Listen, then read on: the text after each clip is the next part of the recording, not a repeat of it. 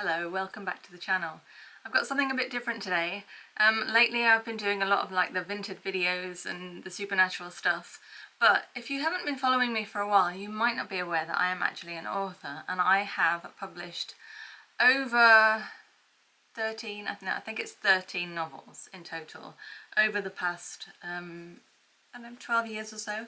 The last couple of years I've been in a little bit of a creative writing slump.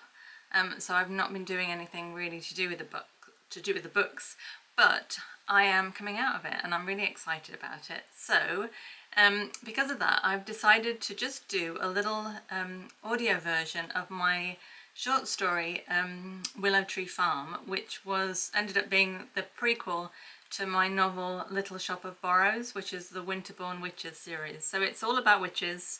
It's a bit of fun. It's the audio version, which is being read by an AI version of me.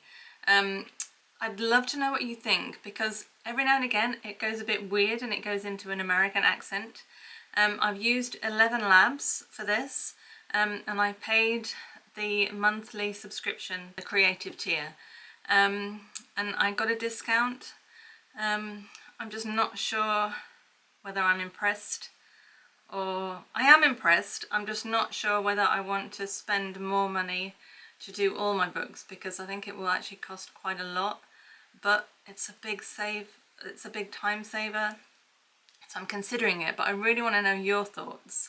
So here is Willow Tree Farm, narrated by the AI version of me, and I have come up with loads of AI images to go alongside it. So, and I've given it an anime theme, so I hope you like it. Please let me know in the comments if you do.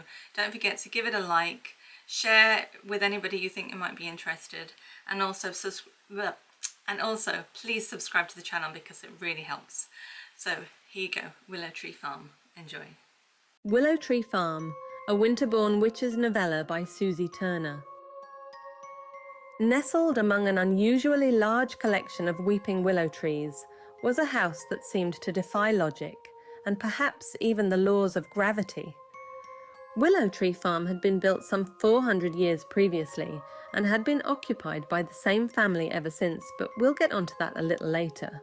Now though, I'm talking about Willow Tree Farm, a house defying logic, the laws of gravity, and anything else you'd like to throw at it, and it had had lots of things thrown at it over the years. Some might say that Willow Tree Farm had a mind of its own. They wouldn't be entirely wrong. You could describe it as a unique house, one you're unlikely to find anywhere else in the world. Apart from Chateau de Lola, but again, that's a tale for another time. Willow Tree Farm was quite a large home, with rather a lot of turrets, some of which appeared to be coming out of nowhere. People would scratch their heads in bewilderment every time they saw it, wondering how on earth such a building could stay upright. Well, that's another thing Willow Tree Farm wasn't exactly upright. It was, well, a bit wonky, frankly. But that was just another element that added to its charm and magnetism. As mentioned previously, Willow Tree Farm was constructed some 400 years ago by the Winterborn family, a family about whom people could not agree. For it is believed if you say the wrong thing about this family, you just might end up with a wart on the end of your nose, a face full of boils, or even the death of your firstborn. But that's all just hearsay, silly rumours created to prevent people from getting too close. Now where was I? Oh yes, Willow Tree Farm. The house itself might appear somewhat out of place, nestled among those weeping willows in the middle of Dartmoor National Park, not far from Cinnamon Grove. Cinnamon Grove, you say? What's that? You've never heard of Cinnamon Grove? Well, it's a delightful little village smack bang in the middle of Dartmoor. But we'll get to that another time. Built in 1608, Willow Tree Farm was a labour of love by Gilbert and his darling wife, Clemence, who wanted the perfect home to bring up their 5 daughters and 2 sons. So, they created a home like no other, a home that would stand the test of time and become a member of the family in its own right. The blood, sweat, and tears of the Winterborns slowly entered deep into the foundations of what would simply become known as Willow, A house with a soul. Or should I say, a house with a witch's soul? Chapter 1. "Willow," said the gentle voice from behind the unusually large front door. "Please let me in." The house seemed to huff in response, jamming a waft of air through the letterbox into the young woman's face. "Oh, come on.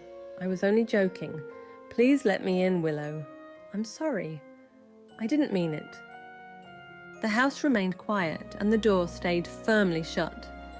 Tinkering with the large keys in her hand, the young woman tried to push one of them into the lock for the third time. But the lock appeared to shrink, spitting the keys back out, straight onto the floor. "I said I was sorry." She sighed. Giving up, she placed the large plastic bag full of groceries onto the floor. She slid down beside it and made herself comfortable. It might be a while before she could enter. "Myrtle, is that you?" yelled a voice from above. The girl sitting by the front door lifted her head at the sound of her sister's voice. "Yeah, Willow won't let me in." She listened as the sound of Shannon's laughter drifted down from above. "It's not funny. It's hilarious is what it is," Shannon replied. "You should have learned your lesson by now. Willow does not enjoy being cursed." "I didn't curse her. I merely swore once or twice." And why would you swear at our house, Myrtle? "Stop asking silly questions and come down and let me in." Myrtle's response was somewhat tense. "I will not.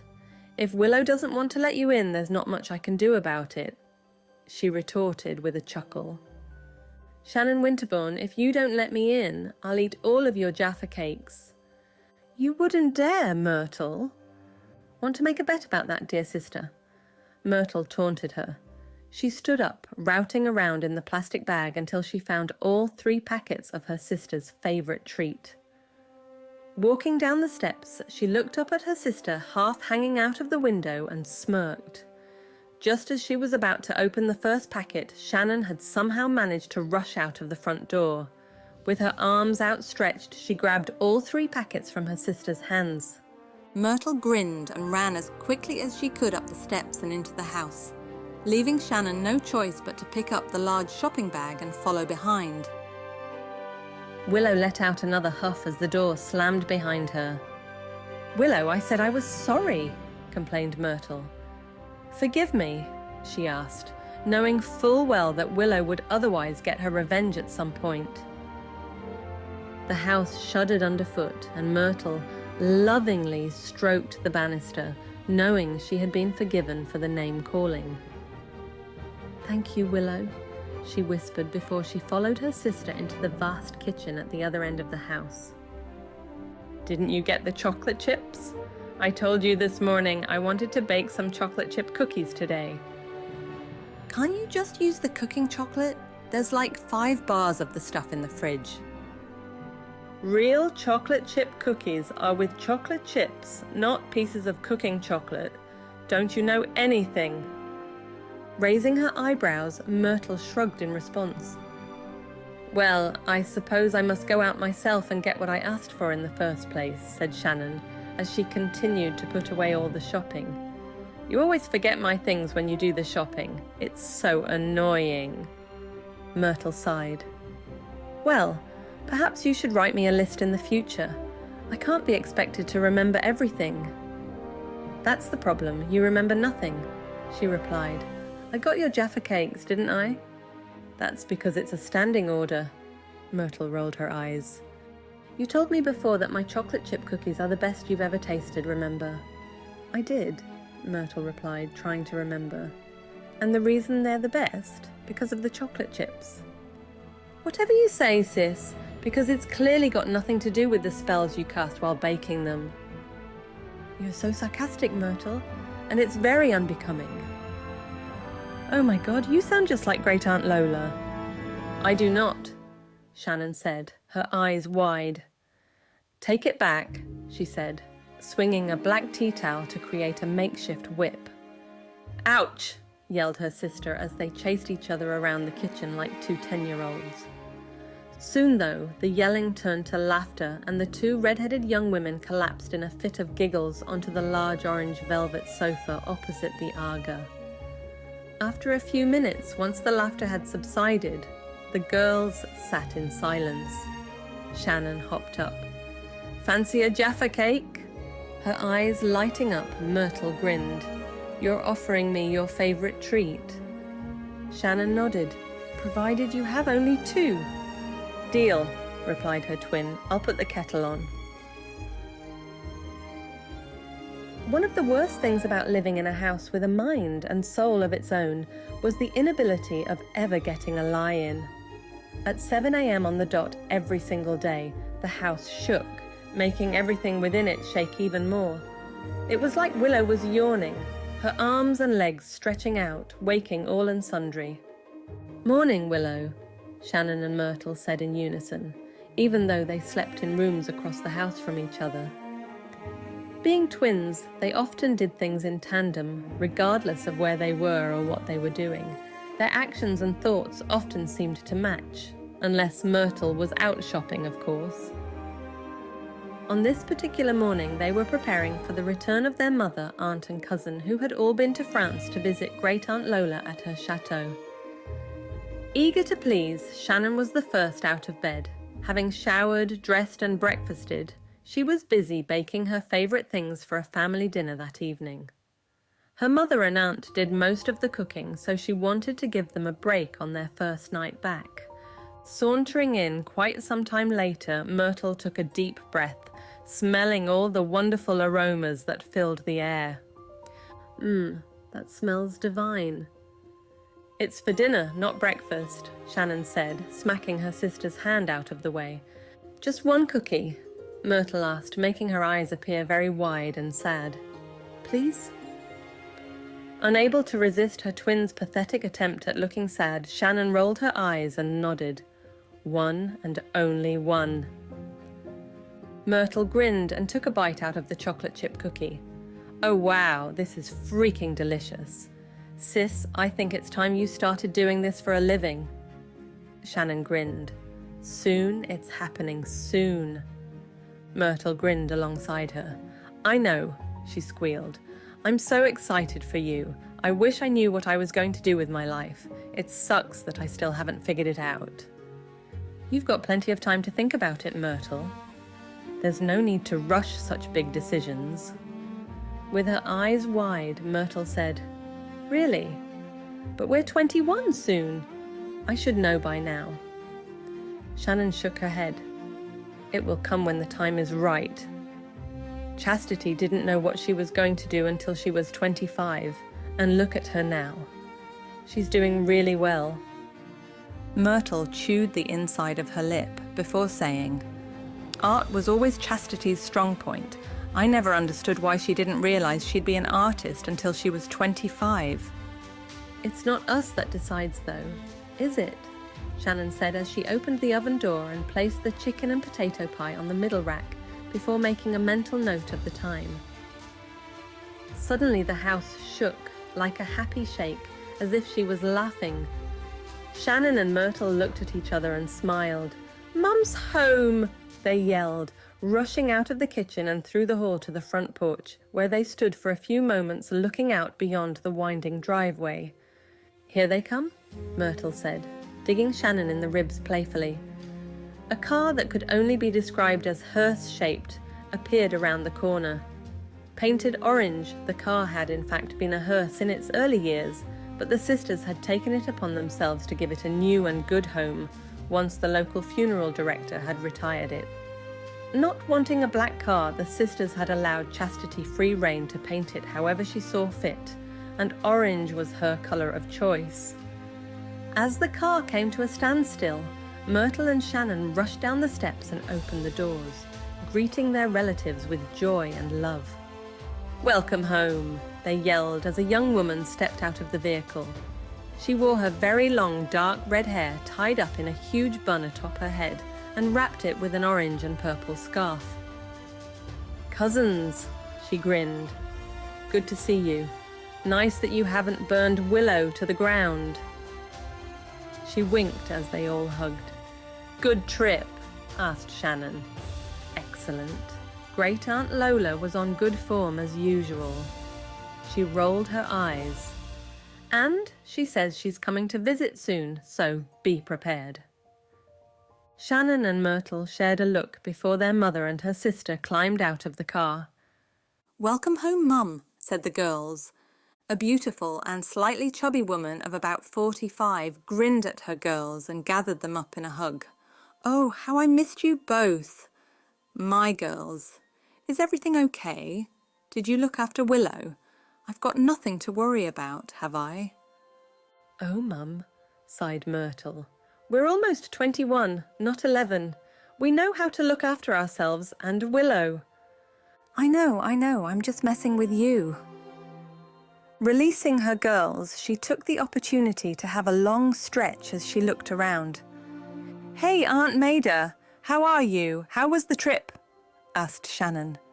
"Well," replied their mother's older sister, "it was a hoot. We would have missed the train on the way, had there not been an unexpected delay on the track." She chuckled, pushing her red-rimmed glasses back up her nose. "Let's just say that when we realized we were late, your aunt cast a cheeky spell." Hazel laughed. "We got there just in time." "And how was France?" "Freezing. I didn't take anywhere near enough cold weather clothes." Chastity sighed. "So we just had to go shopping." Aunt Maida laughed. "Well, that's a shame." Myrtle laughed, linking arms with her cousin. "Come on, let's light the fire and get warmed up." Chapter 2. That night, while everyone else slept soundly in their beds, Myrtle was experiencing a different night's sleep. Nightmare after nightmare she had tossed and turned, hopping out of bed at least 3 times before giving up entirely and tiptoeing downstairs to make herself a cup of warm milk and honey. Sighing, she held the warm cup in her hands and sank down into the old sofa. Her eyes felt heavy, but she resisted closing them. She couldn't bear the thought of going through another one of those nightmares. In the first one, she had been in a hospital room where 2 vampire children had savagely murdered a woman, a doctor who looked like she could have been a relative of hers, with her shoulder-length wavy red hair and strong features. Thankfully, she had awoken pretty quickly after that. Then, she had fallen asleep again, and dreamt of a bunch of terrifying creatures that had flown out of a deep gash in the earth, causing terror and turmoil among the residents of a small town. Again, she had woken with a start before dropping off to sleep again. But that wasn't it. She then dreamt she was in London being stalked by a woman. Not your average woman, mind you. She was hideous in every way. Evil, gruesome, and just downright nasty. Myrtle drank the last of her warm milk and placed the cup on the little console table beside her. She grabbed the soft, giant knitted throw from the back of the sofa and pulled it over herself. Before she had the chance to do anything else, her eyes were already closed and she was soon fast asleep. "Miss Winterbourne, I presume." "Huh? Sorry?" "Miss Winterbourne? Miss Myrtle Winterbourne?" Myrtle looked around her, unsure of her whereabouts, and looked back at the young man in front of her. She nodded. Yes, that's me. Why? Who are you? Why are you asking? And, where am I?" The young man smiled nervously at her. "Never mind all that just yet. Please follow me." Although they were outdoors, surrounded by beautiful, enormous trees and shrubs at her feet, it felt like they were inside somewhere.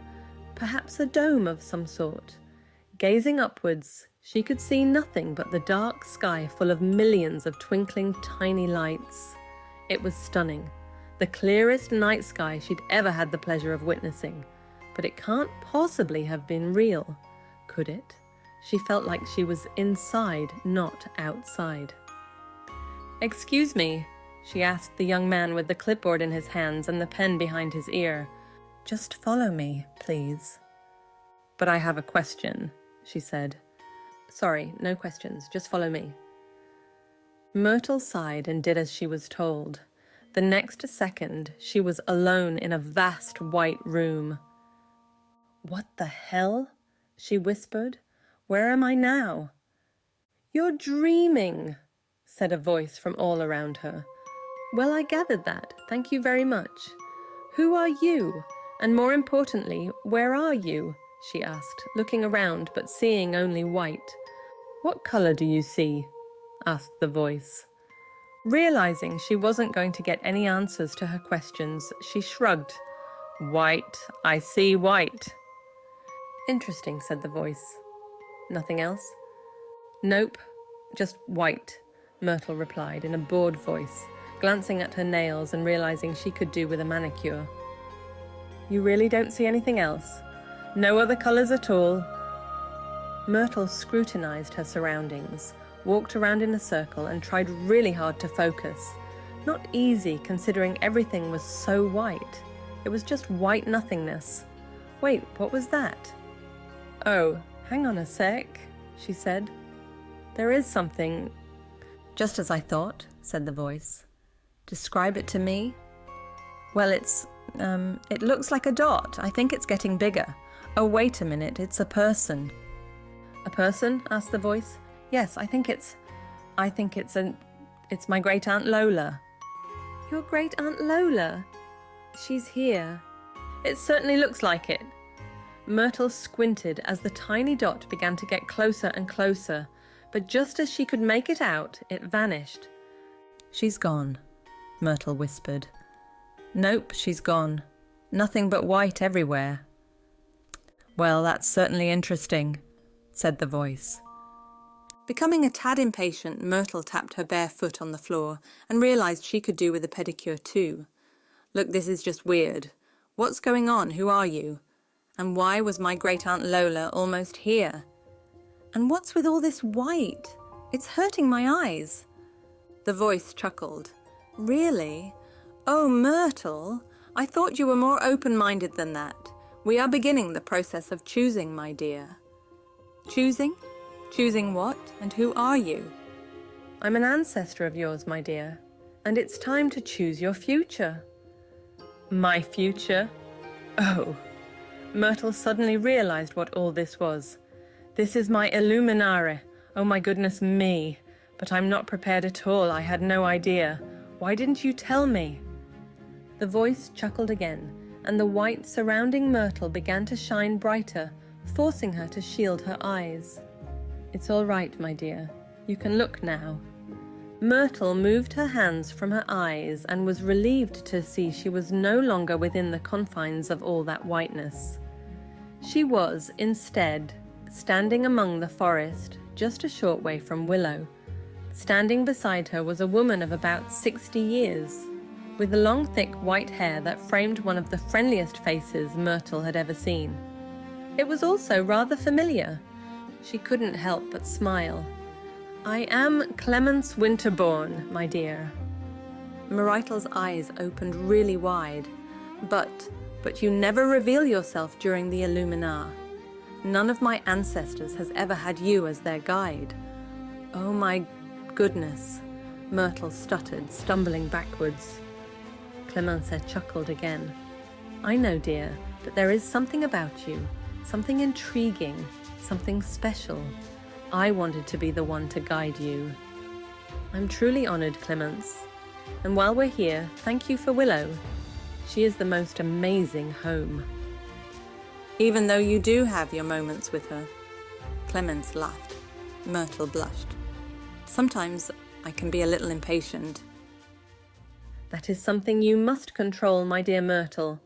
If you're to succeed, patience is a virtue, you know. Dropping her head, Myrtle bit her bottom lip. I know. I will try. I promise. Clemence gently lifted Myrtle's chin and smiled. I know, and you will succeed. But what will I succeed in? I still don't know. Myrtle, you will primarily help women and men in their efforts to find beauty within themselves. You will help to heal a certain part of themselves. You will aid in their physical and sometimes spiritual well-being. Myrtle frowned. Illuminar Myrtle Winterbourne, You are destined to be a beauty therapist. A beauty therapist, Myrtle almost yelled in shock. Me? But... Clemence lifted both hands and was about to place them on Myrtle's shoulders when the young woman stopped her. Seriously, Clemence, a beauty therapist. I never even thought of anything along those lines. Are you absolutely certain that's what is meant for me? I just can't see it. I can't even imagine myself doing anything like that. I think you may have made a mistake. Are you sure? Absolutely sure? Clemency smiled at her great, etc. granddaughter and nodded. I'm sure, Myrtle. It is your destiny to be a beauty therapist, but there is more to it than meets the eye, my dear. And there will be other things in your future too, but this is your primary calling. Will you allow me to continue? Blushing, Myrtle nodded, whispering, Sorry. Illuminar Myrtle Winterbourne, you are destined to be a beauty therapist. Clemence placed her hands on her shoulders and gently kissed her forehead. Illuminar Myrtle, it is done. Good luck, she whispered. A few moments later, the sound of giggling echoed all around her. Myrtle opened her eyes to find herself no longer sitting in the kitchen but in the forest, and the giggling was that of her sister Shannon, her mother Hazel, her aunt Maida, her cousin Chastity, and many other cousins who lived not too far away. They were all surrounding her, and they were all naked, dancing around her in the moonlight. Chapter 3. Congratulations, Myrtle dear. I understand it was a wonderful Illuminary celebration. I'm so sorry I couldn't attend, but I wasn't expecting it to happen while I was still in France, Great Aunt Lola said over the telephone the following morning. Myrtle smiled. You weren't at the Illuminary celebration, Aunt Lola. She hated being called Great Aunt. She said it made her feel old. But you were in my Illuminar. You appeared to me. She could almost hear Lola smile down the phone. I had a feeling I might be, child. I'm on my way to you tomorrow morning so we can discuss it all later. Suffice to say, I do believe we shall work together a great deal from now on, my dear. I am so excited for you. A beauty therapist, eh? Who'd have thought it? There is much to do. Chat soon, dear. And she was gone. Working together? Myrtle really didn't know about that. What did she say? Asked Shannon as she passed her a cup of Earl Grey tea containing a slice of lemon. She said we're going to be working together a great deal from now on. She's coming tomorrow. Oh, Shannon giggled. You and Great Aunt Lola. Who'd have thought it, eh? Myrtle screwed her eyes up and scrutinized her twin sister. That's exactly what she said. Well, she runs a beauty empire, and your destiny is to become a beauty therapist. It would be dumb for you not to work together, her products and your skills. A match made in heaven, right? That's the thing, though, Shannon. What skills? I don't have any skills. Duh, Myrtle. We're witches. Sure we got skills. She laughed, shaking her head. Besides, after the Illuminar, you start developing and honing those skills. Within a month, you'll be a better beauty therapist than, better than any beauty therapist anywhere. You'll see. Myrtle sighed. I hope so. That's how it had happened with Shannon. It was actually Clemence's daughter, Agnes, who had guided her through her own Illuminar 6 months prior to Myrtle's.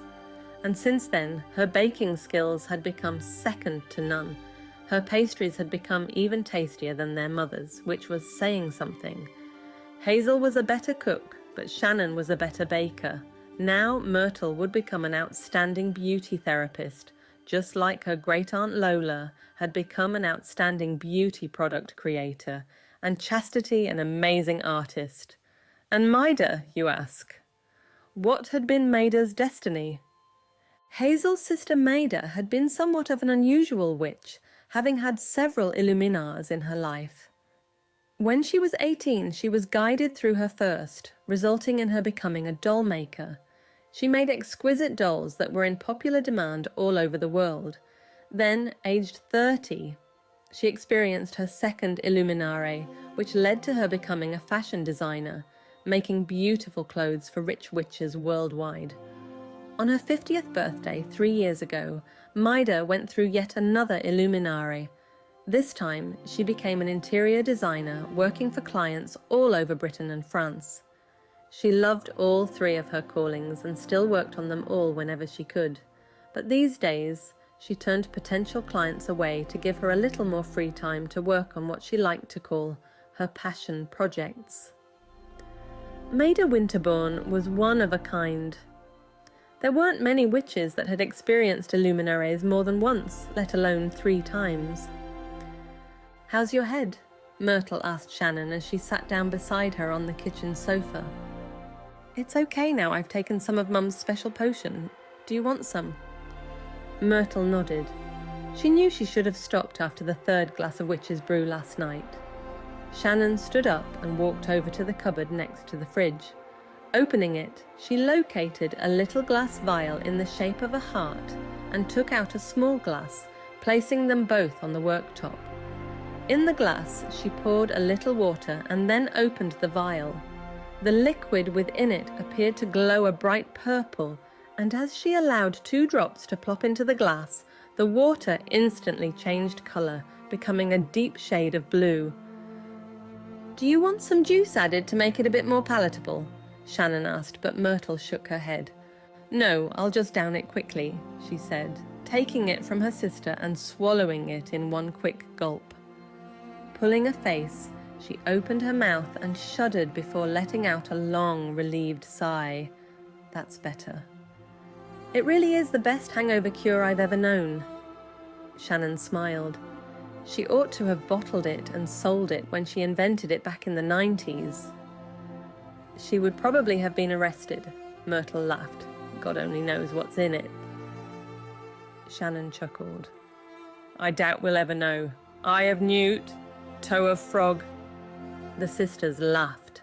Their mother had always insisted her potion should stay a closely guarded secret for obvious reasons. Not that it was obvious to them, or anyone else for that matter, but it didn't matter. It worked, and that was all that mattered. It was precisely 4 o'clock in the afternoon when Willow alerted them all to Great Aunt Lola's arrival. With a long, drawn-out shudder, the house sighed after about a minute. She was here. Like something out of The Sound of Music, all 5 of them stood to attention at the front door, awaiting the arrival of her car. Seconds later, it parked just beyond the porch. Her chauffeur opened her door and out she climbed. "Witches, I've arrived," she announced with a look of genuine happiness and love on her face. "Lola dear," Hazel said, rushing down the steps to give her aunt a hug. "So glad you came back so soon." "We have much to discuss, your daughter and I, Hazel. I wouldn't have missed it for the world. Just such a shame I missed the celebrations. It's been a while since we all had a good naked dance among the willow trees." She chuckled. "Hello, Lola," Maida said, giving her a hug. "Good to see you. Not that it's been long." She laughed. "Thank you again for having us stay with you at the chateau. It was marvellous." "It was marvellous, wasn't it, dear? I do love to entertain my family of witches." "Hello, Chastity, dear. Ooh, I must tell you, the Sultan of Brunei loved your latest drawing. He's requested a watercolour too. I told him he'd have it by the end of the..." Chastity held her breath and Lola laughed out loud. "End of the year," she added, patting her great-niece on the shoulder. "Now let me see the twins." Shannon and Myrtle stepped forward for inspection. Both wore favourite outfits, and both couldn't have looked more different. Shannon was head to toe in her signature plaid, whereas Myrtle took her inspiration from the 1940s. "Shannon, you look positively radiant, dear, even in plaid.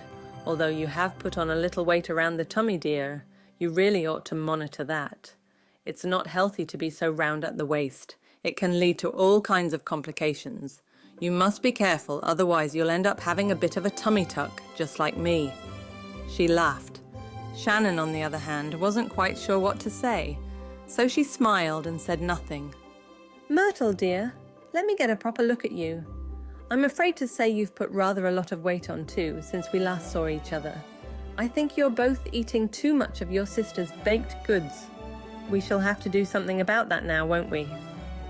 We can't have you looking like two podgy sisters now, can we? But that's enough of that.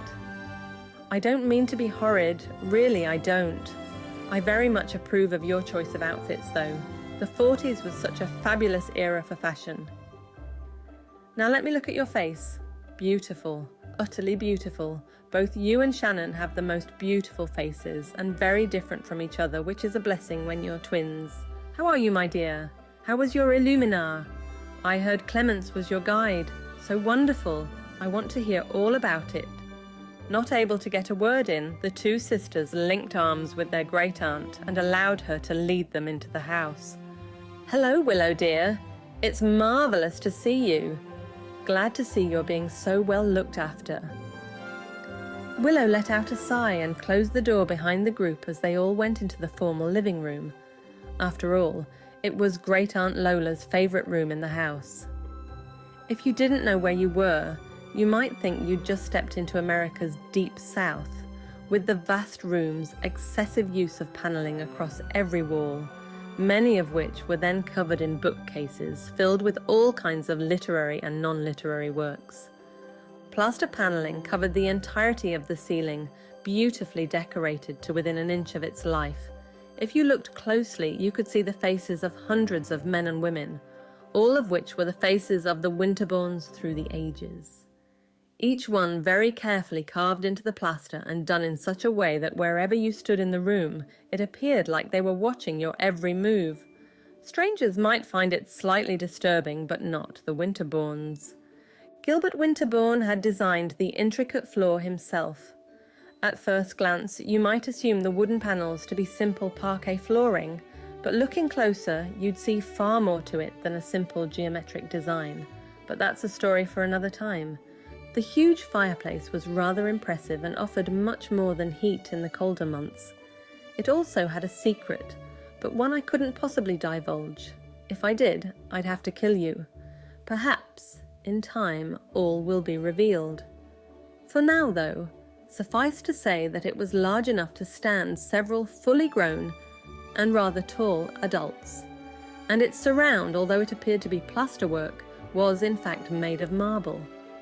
The faces of Clemence and Gilbert Winterbourne were carved into the stone right at the very top, looking out across the room. You could even see their perfect expressions of pride as they looked upon you. In a large space below them hung a large oil painting featuring the couple and their 7 children. But I haven't mentioned the 7 children, have I? Clemence gave birth to 2 sets of twins in her lifetime, as well as to 3 other children. Their eldest was a girl named Agnes, followed by the birth of twins Grace and Gertrude. Then a few years later came another set of twins, Conrad and Cuthbert. When Clemence was 27, she gave birth to daughter Elizabeth, and then just 1 year later they were surprised by the arrival of their final daughter, Mary. With such a large family, the Winterbournes added to Willow Tree Farm, constructing a number of equally quirky properties around the estate. Currently, not including Willow, there were 6 other buildings positioned at various locations around the farmstead, some housing cousins and some which had stood empty for at least 100 years. It was one of these properties that Great Aunt Lola had her eye on. Accepting a cup of her favourite Lady Grey tea with a slice of lemon, Lola sat poised on the high-backed wing chair that had been in the family for centuries. She waited for Shannon to finish handing out the perfectly cut triangles of smoked salmon and cucumber sandwiches. What? Just because they're witches doesn't mean that they're not sophisticated English ladies, you know. I've had a great deal to think about these past couple of days, and I have come to the conclusion that, in order to benefit the family to the fullest, and of course to benefit dearest Myrtle, I do believe that we must create a new business right here at Willow Tree Farm. Hazel raised an eyebrow as she glanced at her sister, while both Shannon and Chastity gasped at the possibility. A business right here? What exactly do you mean, Lola? Maida asked from where she stood below the portrait of the original Winterbourne family. I propose that we open a spa at Willow Tree Farm. A spa? Myrtle repeated, suddenly realizing the implications of such a thing. Here? But who would come? Certainly not the locals. They wouldn't trust us. They think we're witches. Lola laughed out loud. That's because we are witches, my dear, she said as she flicked her perfectly coiffed long red hair over her shoulder. Well, yes, I realize that, but, well, you know what I mean. I believe it's time that we tried to befriend the locals, my dear. It's been too long. Perhaps we could even hire some of them to work for us. The rest of the family all gasped at once. You mean you want us to invite the locals to come here? To work here? But Lola, don't you remember the last time that happened? Don't you remember the consequences? Chastity, Myrtle and Shannon all looked quizzically at one another. The consequences? The last time? What are you talking about? Myrtle asked. Lola sighed and put her cup and saucer on the console table beside her. We never told you the story because we didn't want it to affect how you look upon the good people of Cinnamon Grove. The good people, Maida retorted.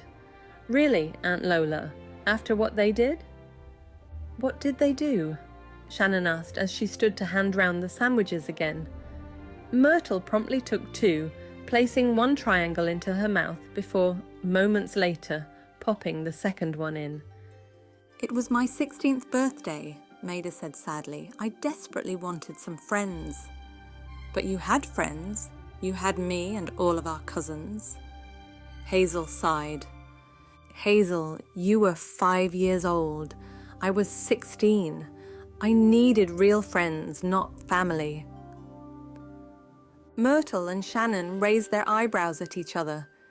I begged Lola to throw me a sweet 16th birthday party and invite all the kids from town. She wouldn't at first, but eventually she gave in. And I should never have done it, Lola said. What happened? Chastity asked, intrigued. They only came because they were curious about us and this house. It didn't take long for the name-calling to start, witches, bitches, and all that crap, Maida said sadly. I should have known. But you were only just 16, Lola sighed. It was me that should have known. I should have done things differently. Well, it wasn't your fault, Maida replied. What wasn't her fault? Shannon asked. Suddenly Willow sighed loudly and Lola, Maida and Hazel looked at one another. Willow? Myrtle asked. What did Willow do? She sensed the hurt the kids were causing me. Maida sighed. She walked over to the chaise longue in the centre of the room and plonked herself down and simply said, Matilda Mayhew. Who? Shannon asked. Who was Matilda Mayhew? She was a 17-year-old brute, that's who she was.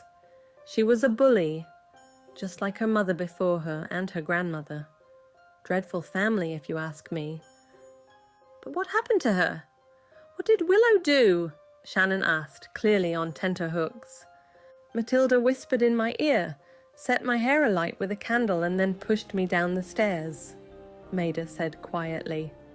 What? Myrtle and Shannon said, sitting upright at the same time. Oh my goddess, really? Maida nodded. What did she whisper to you, Mum? Chastity asked. She said, witch bitch burn, witch bitch burn. Were you hurt? Myrtle asked. I would have been had Willow not saved me, Maida replied, looking around at the house with a sad smile. What did she do? She flattened the stairs to create a slide and burst a water pipe to put out the flames. Then she grabbed Matilda using the stair banisters like arms and shook her until she cried, opened the front door and threw her out. Oh my goddess, Myrtle whispered. I don't think I've ever heard anyone scream like that before. Luckily, no one else actually witnessed what Willow did, but Matilda told everyone. Whether they believed her is another question, but no one from the town ever wanted much to do with me after that. What happened to Matilda? Chastity asked. I heard she spent some time in therapy, but never quite got over it. Serves her right, horrendous child, Lola sniggered. If it weren't for Willow, you could have been killed, or worse, you could have been disfigured. Everyone ignored Lola's comment. Now you know yet another reason I love Willow so much. Maida smiled as the house sighed once more. But that was a long time ago, girls. People have changed. It's a new age. And it's time for you to let bygones be bygones and start afresh. It's time for this family to immerse themselves in the local community. It's time for us to welcome all and sundry with open arms into the Willow Tree Farm Spa. Chapter 4. Lola always got what she wanted, and so the spa would come to fruition, albeit under another name. Myrtle was certain she didn't want to call it Willow Tree Farm Spa. That was just boring, not to mention a bit of a mouthful. As they walked out into the fresh air, Lola looked around at the eerily misty surroundings and grinned. Isn't it utter perfection, dear? Myrtle smiled and agreed. It's perfect. I love mornings like these. You and me both, my dear. Now, let's find the perfect building for our little spa. Linking arms with her great niece, Lola accompanied Myrtle down Willow steps and up the driveway until they stood in front of an equally impressive property.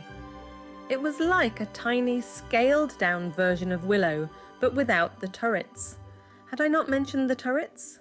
Willow has rather a lot of turrets. Lola said, holding her chin in her hands.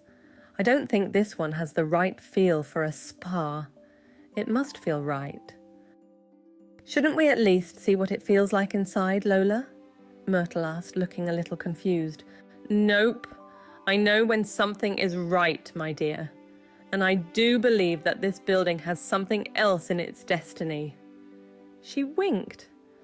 Myrtle shrugged and followed her aunt as they stepped away from the smaller building and across the driveway to the other side of the estate. As they walked around the bend, Myrtle couldn't help but grin. She glanced at Lola, who also had the same expression on her face. They linked arms again and walked towards the pale pink building with the 2 turrets. I used to love this building when I was a kid. Myrtle sighed as they got closer. It's a shame it's so dilapidated, though. Lola grinned. Nonsense. If you think this is dilapidated, then you ought to have seen the chateau when I bought it. That place was falling down. This, however, is in relatively good shape. It'll be absolutely perfect in no time at all. Have you decided what you want to call it yet? She asked. What? You mean you're allowing me to name it?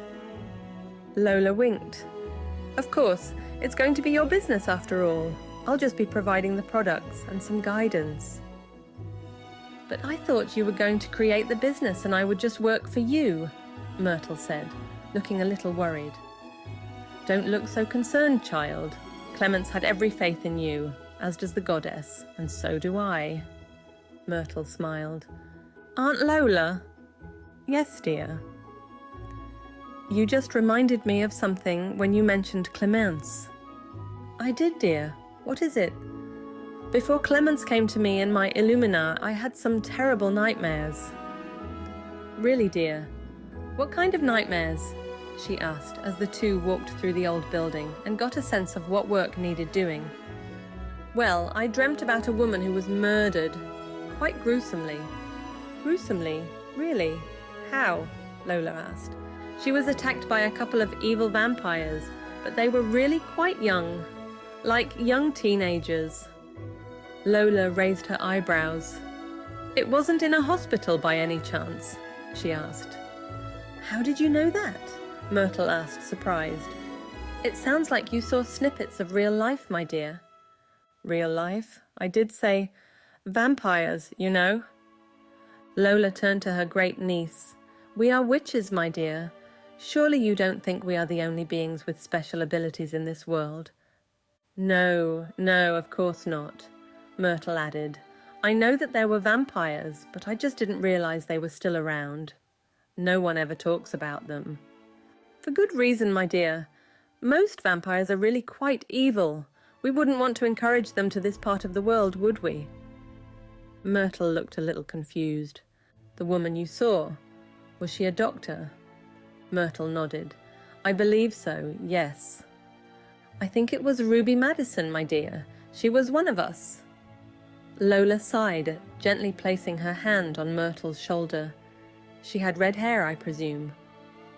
Myrtle nodded, recalling the horrific and bloody scenes after the poor woman's death. She was murdered before you were born, in Seattle, I think. Terrible business.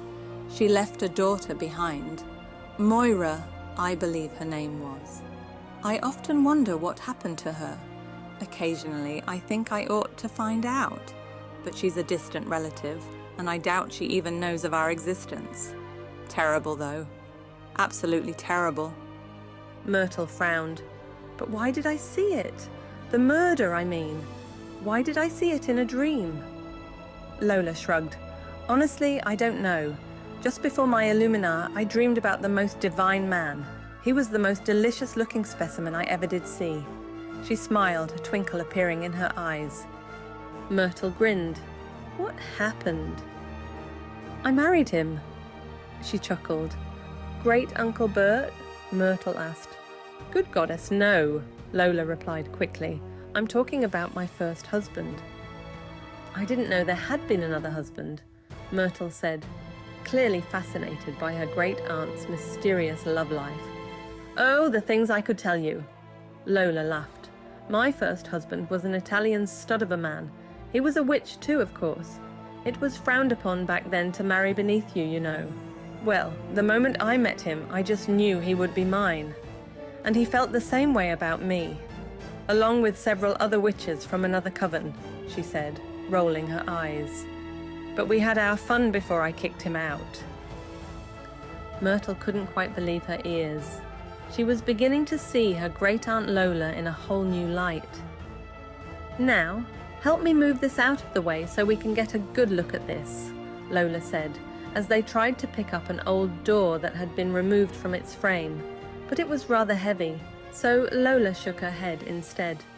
Leave it to me, Myrtle. Stepping to one side, Myrtle watched as her aunt whispered quietly to herself and expertly moved her hand back and forth until the door stood upright all by itself. It lifted upwards before gently placing itself back on its hinges. That's better, Lola said, looking around. What is that? She added, stepping forward to see what had been hidden by the fallen door. It looks like an old cupboard, Myrtle said, pulling it up so that it stood on its 4 strong legs. It looks like a piece of furniture from the chateau. It's definitely French.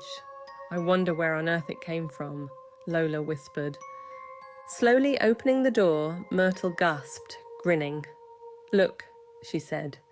There's a painting inside.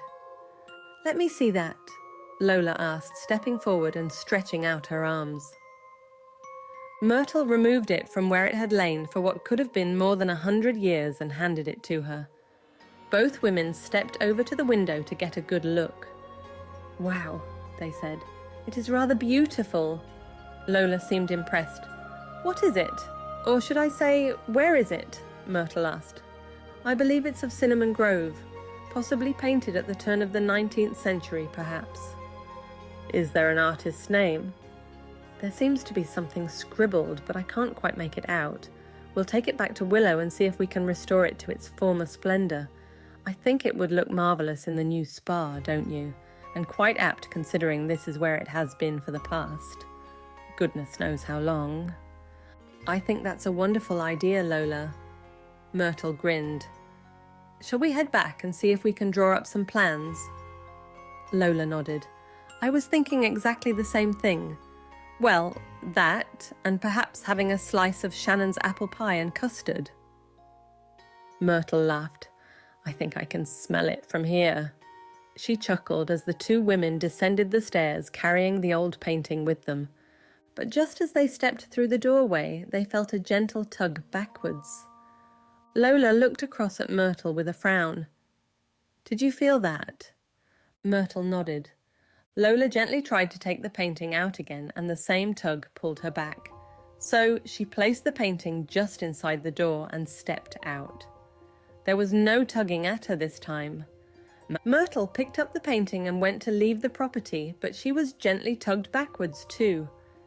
Doing as Lola had done, she placed the painting just inside the door and stepped out with no further ado. Both women looked at each other before looking down at the painting and then up at the house. "Do you not want us to take your little painting?" Lola asked quietly.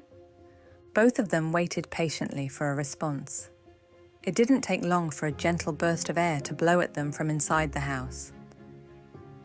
"In that case, we shall leave it with you, and we will do the restoration right here."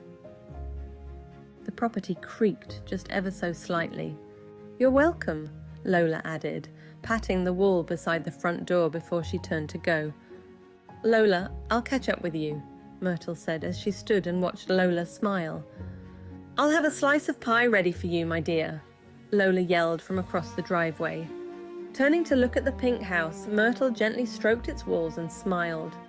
Even though she and Willow had often had their difficulties, she adored the old house, and the same feelings of love towards this property were quickly developing. Already, she was feeling a bond between them, and the excitement for their future together was brewing beneath her skin. She couldn't wait to get started. She'd heard about these feelings from her sisters, mother, aunts, and cousins, and had read about them in history books. But she'd been thinking such feelings weren't meant for her. She had begun to think she wasn't like her kin, but now that it had begun, she felt stronger than ever, full of life and vigor for what was to come. Myrtle felt ready for anything, and she knew her life was about to change. The people of Cinnamon Grove had no idea what was coming, and she couldn't wait to show them.